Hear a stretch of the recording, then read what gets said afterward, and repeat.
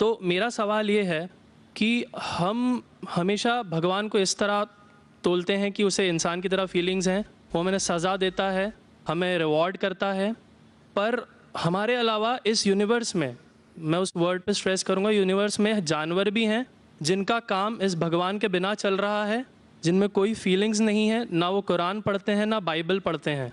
वो भी जीवित हैं, हम भी जीवित हैं। हमें एक गुमान हो गया है कि हम थोड़े स्मार्ट हैं, पर वो भी इस सृष्टि का हिस्सा हैं। तो इस यूनिवर्सल ब्रदरहुड में उनके प्रति हमारी भावनाएं के बारे में कुछ जिक्र, और मैं जानना चाहूँगा कि क्या पैंथीज़म इसका एक सॉल्यूशन नहीं है, क्योंकि इसमें हम किसी एक इंडिविजुअल को वर्शिप नहीं करते। जैसा कि जुडाइज़म में कहा गया है कि I am a jealous God, और एक जेलस एक ऐसा इमोशन नहीं है जिसे हम पूज सकें मेरे हिसाब से। पर अगर हम पैंथीज़म को एक सॉल्यूशन माने तो ये एक ऐसी चीज़ है जो हमेशा रही है। पेड़ हमेशा रहे हैं, ये यूनिवर्स हमेशा रहा है, और जबकि धारणाएं, डेफिनेशंस भगवान की हमेशा बदलती रही हैं।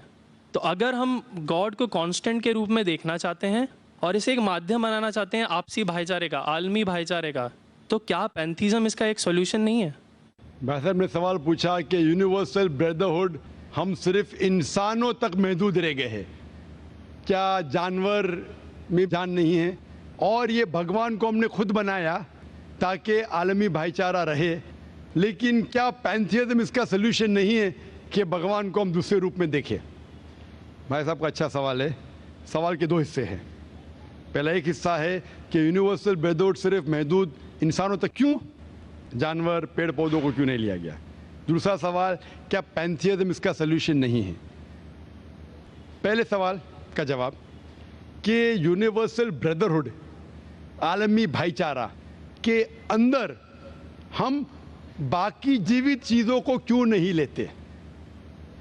अगर लेंगे तो जीना ही मुमकिन नहीं है। अगर हम लेंगे बाकी जीवित चीज़ों को, हम आलमी भाईचारे में लेंगे, तो आपको यहाँ खड़े रहना भी मुमकिन नहीं है 5 मिनट तक के। क्यों मैं बोलूँगा? क्योंकि मैं डॉक्टर हूँ। भाईचारा का एक उसूल है कि दूसरे भाई का कत्ल मत करो। उसूल है क्या नहीं? ठीक है। आप सांस ले रहे, अभी सांस ले रहे ना? आप जब सांस लेते लाखों जर्म्स का कत्ल कर रहे हैं आप कैसे भाई? ये लाखों लोग का कत्ल कर रहे जीने के लिए, ये कैसा भाईचारा है? तो इसीलिए भाईचारे का डेफिनेशन जरा हम बराबर तौर से समझ ले, फिर हम डिस्कस करें। क्योंकि अगर आप कहें कि हर जीवित चीज मेरे भाई है, तो आप भाईचारे के खिलाफ। कोई भाईचारा में ये नहीं है कि दूसरों का कत्ल करो अपने आप को जिंदा रखने के लिए। कभी भी इस्लाम में ये नहीं कहा गया है कि दूसरों को दबाओ अपने आप को ऊंचा करने के लिए। और मैं अल्लाह के रसूल की एक मिसाल दूंगा आपको। अल्लाह के रसूल फरमाते हैं, आप जब देखते हैं एक खजूर का दरख्त, पाम ट्री, वो एक मोमिन की मिसाल है, मुस्लिम की मिसाल है, तो साहबा सोचते इसका क्या मतलब? क्यों एक खजूर का दरख्त, पाम ट्री को मुस्लिम कह रहे? समझ में नहीं उनको। आज हम जानते हैं, उस टाइम अल्लाह के रसूल ने कहा, कोई भी पेड़ पौधे जब भी बढ़ते ऊपर, वो क्या करते हैं? आजू बाजू पेड़ को हटाते हैं, फिर ही बढ़ते हैं। नीचे जाते हैं, अपने पौधों को, रूट्स को एक्सपैंड करते हैं। इसीलिए आप देखेंगे म्युनिसिपैलिटी क्रैक्स को तोड़ती है, मजबूत कर रही है। क्यों? वो पेड़ बढ़ता है तो क्रैक हो जाता है, फिर से टाइल लगाते हैं। जितना पौधा बढ़ता है, जितना पेड़ बढ़ता है, उतना आजू बाजू नुकसान करता है।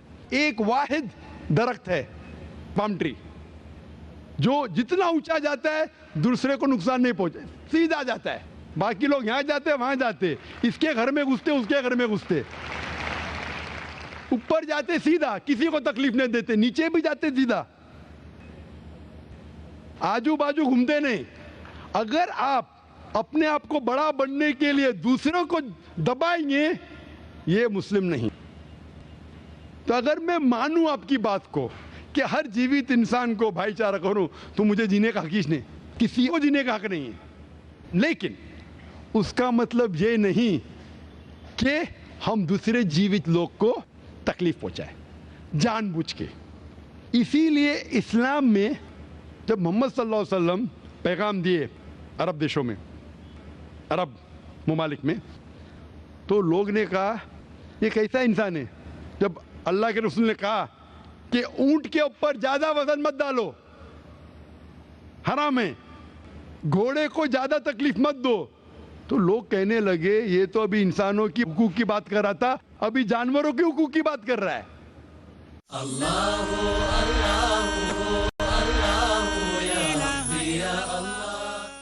अल्लाह के रसूल फरमाते जब एक शख्स आग उगाता, बोलते आग को बुझाओ, क्यों? उधर चींटियां मर रहे हैं। उसका मतलब जानबूझ के कोई भी जीवित चीज को मारना हराम है, सिर्फ अनजाने में इजाजत है या जिसकी इजाजत खुदा ने आपको दी है, जिसकी इजाजत दी है खुदा ने। मिसाल के तौर पे मनुस्मृति में चैप्टर नंबर 5 श्लोका नंबर 30 में लिखा है कि खुदा ने कुछ जानवरों को बनाए खाने के लिए और किसको खुराक बनने के लिए, some to be eaten some to ईट।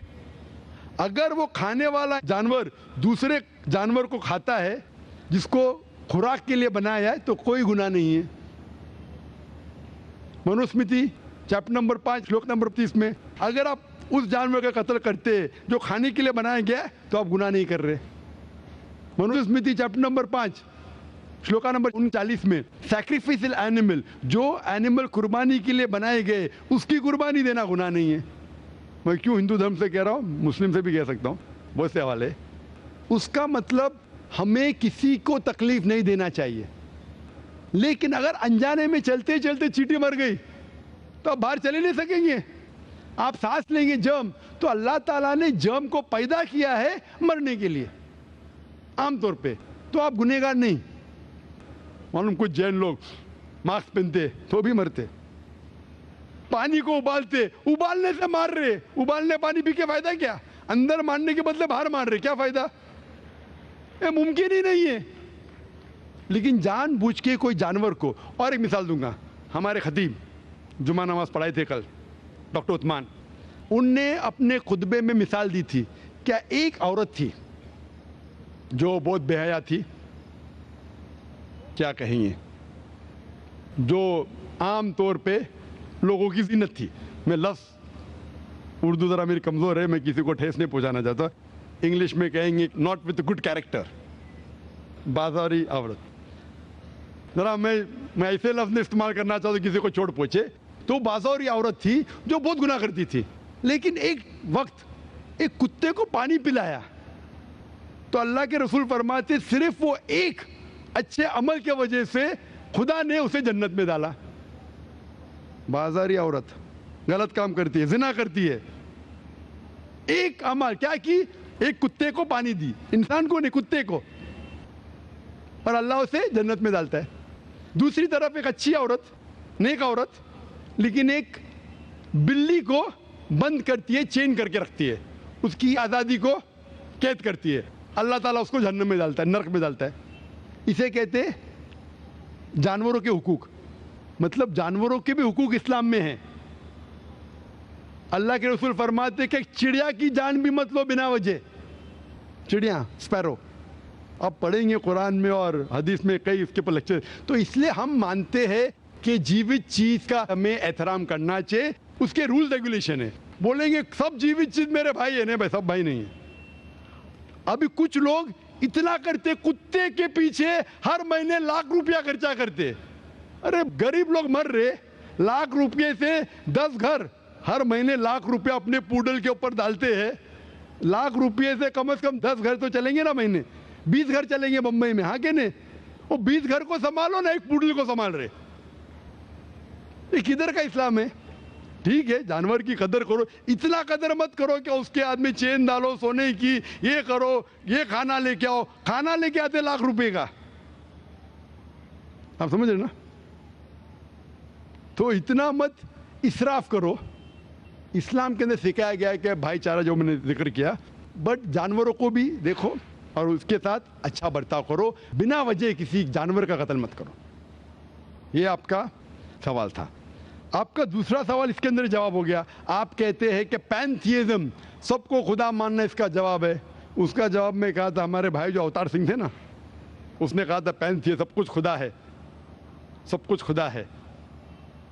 इससे क्या होता है कि सब कुछ खुदा है, मतलब अगर आप सबको खुदा मानते, चोर को भी खुदा मानते, डाकू को भी खुदा मानते, खुदा का मतलब उसका कहना मानना, बराबर कि नहीं, उसकी इज्जत करना, उसकी इबादत करना, वो जो कहता है उसकी बात मानना। तो आप अगर वो चोर को खुदा बोलेंगे, वो बोलेगा चोरी को, तो आप चोरी करना शुरू करेंगे। वो बलात्कार करने वाला कहेंगे आपसे, आप उसको खुदा बोलेंगे, चल मैं बलात्कार कर, आप करेंगे? करेंगे? तो इसी तरह ये इलॉजिकल है। खुदा एक है और सिर्फ उसकी इबादत करना चाहिए। और ये जो फिलॉसफी है, ये फिलॉसफी जो आप बोल रहे किधर से आई, इसे कहते हैं एंथ्रोपोमॉर्फिज्म। क्या कहते हैं? एंथ्रोपोमॉर्फिज्म, मतलब गॉड ने हर चीज की शक्ल हासिल की। और इसके अंदर एक फिलॉसफी है कि खुदा इतना पाक, इतना नेक, वो जानता नहीं कि किस तरीके से इंसान को तकलीफ होती है। और ये एंथ्रोपोमॉर्फिज्म जो फिलॉसफी है, खुदा अलग अलग चीज में शामिल होते हैं। और कई मजहब, इस्लाम के अलावा कोई मजहब कहता है कि खुदा एक बार इंसान का रूप हासिल किया, कुछ मजहब कहते हैं अनेक बार।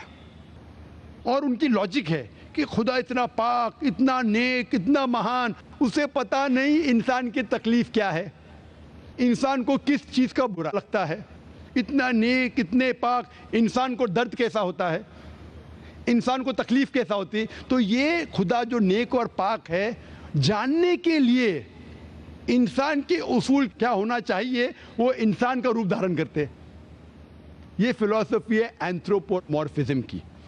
ऊपर से लगता है बहुत लॉजिकल है, खुदा इतना नेक, इतना पाक, इतना दयालु, वो जानता नहीं बेचारे इंसानों की क्या तकलीफ है, क्या मजबूरी है, क्या मुश्किलात है। तो इंसान का रूप धारण किया लिखने के लिए क्या इंसान के लिए अच्छा है, बुरा है। ऊपर से देखें तो बहुत अच्छा लगता है, लेकिन तहकीक करेंगे मंतिक से तो एकदम ही गलत। मिसाल के तौर पे, अगर मैंने एक डीवीडी प्लेयर बनाया, डीवीडी प्लेयर, क्या मुझे जरूरी है कि मैं डीवीडी प्लेयर बनूं ये जानने के लिए डीवीडी प्लेयर के लिए क्या अच्छा है क्या बुरा है? जरूरी है? नहीं। मैं एक इंस्ट्रक्शन मैन्युअल लिखूंगा कि डीवीडी प्लेयर को प्ले करने के लिए डीवीडी डालो, प्ले का बटन दबाओ, स्किप करने का स्किप का बटन दबाओ, स्टॉप करने का स्टॉप का बटन दबाओ, पानी में मत डालो खराब हो जाएगा, ऊपर से मत फेंको खराब हो जाएगा। मुझे डीवीडी प्लेयर बनने की जरूरत नहीं। इसी तरीके से खुदा हमारा खालिक है, हमारा बनाने वाला है, हमारा पैदा करने वाला है, उसको इंसान बनने की जरूरत ही नहीं।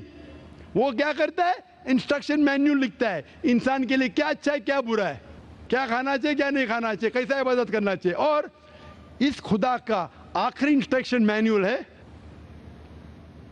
कुरान। इस ईश्वर, इस भगवान, इस अल्लाह, इस खुदा का आखिरी इंस्ट्रक्शन मैन्युअल है कुरान। इस कुरान मजीद में लिखा है आपके लिए क्या अच्छा है क्या बुरा है, किस तरीके से जानवर से अच्छा बर्ताव करना चाहिए, किस तरीके से भाईचारा बढ़ना चाहिए, किस तरीके से गरीबों की मदद करना चाहिए, सब लिखा है इसमें।